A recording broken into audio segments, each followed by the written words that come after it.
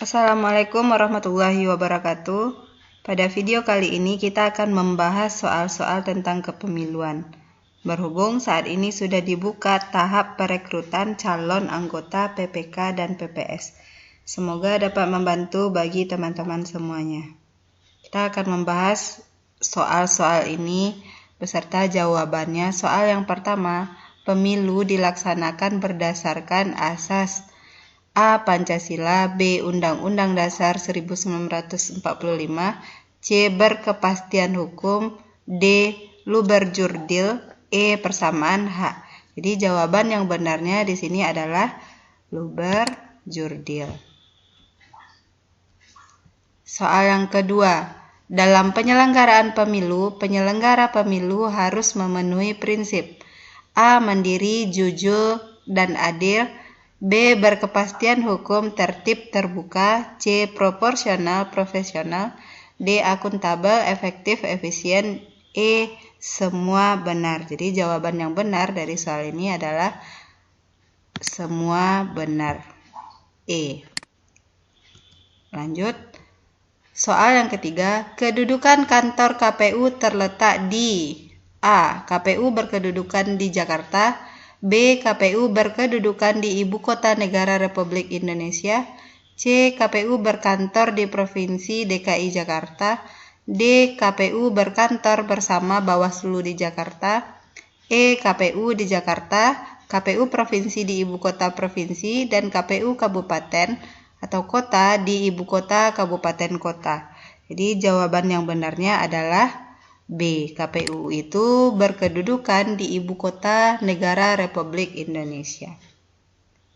Soal yang keempat, KPU Provinsi dan KPU Kabupaten Kota bersifat hierarkis. Ketentuan ini diatur dalam Undang-Undang Nomor 7 Tahun 2017. Pasal dan ayat berapa?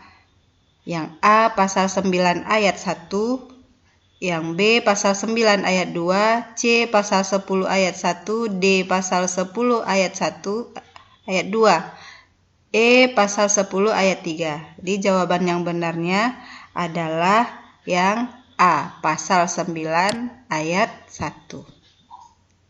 Soal berikutnya, status KPU Provinsi dan KPU Kabupaten Kota adalah A. KPU bersifat tetap, KPU Provinsi dan KPU Kabupaten Kota bersifat ad hoc. B. KPU Provinsi bersifat tetap dan KPU Kabupaten Kota bersifat ad hoc. C. KPU Provinsi dan KPU Kabupaten Kota bersifat ad hoc. D. KPU Provinsi dan KPU Kabupaten Kota bersifat tetap. E. KPU Provinsi dan KPU Kabupaten Kota, PPK, PPS, dan KPPS bersifat tetap. Jadi jawaban yang benarnya adalah yang D. Soal berikutnya, berikut ini adalah tugas dari Ketua KPU. Yang A. Memimpin rapat pleno dan seluruh kegiatan KPU. B. Bertindak untuk dan atas nama KPU keluar dan ke dalam. C. Memberikan keterangan resmi tentang kebijakan dan kegiatan KPU. D. Menandatangani seluruh peraturan dan keputusan KPU. E. Semua jawaban benar. Jadi jawaban yang benar adalah semua yang disebutkan dari A sampai D tersebut adalah benar, merupakan tugas dari Ketua KPU. 7. Anggota KPU Provinsi dan KPU Kabupaten Kota berhenti antar waktu karena A. Meninggal dunia, B. Berhalangan tetap sehingga tidak mampu melaksanakan tugas dan kewajiban, C. Diberhentikan dengan tidak hormat, D. Rekomendasi DPR, E. A, B, dan C itu adalah benar. Jadi jawaban yang benar itu adalah E.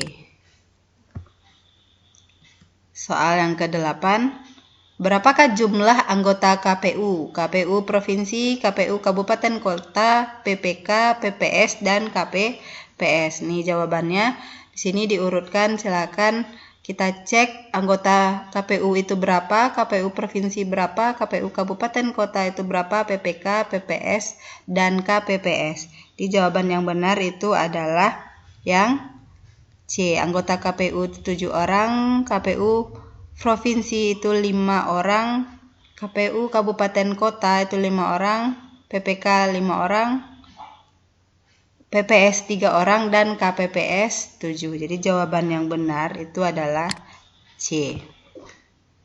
Next, pelantikan KPU provinsi dilakukan oleh A. Menteri Dalam Negeri, B. Gubernur, C. Ketua DPRD provinsi, D. KPU, E. Ketua Pengadilan.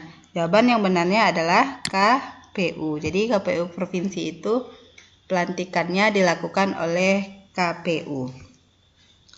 Soal yang terakhir, anggota PPK dan PPS dilantik oleh A. KPU, B. KPU Provinsi, C. KPU Kabupaten Kota, D. Bupati atau Wali Kota, yang E. Camat. Jawaban yang benarnya adalah KPU Kabupaten Kota. Jadi PPK dan PPS itu dilantik oleh KPU Kabupaten dan Kota.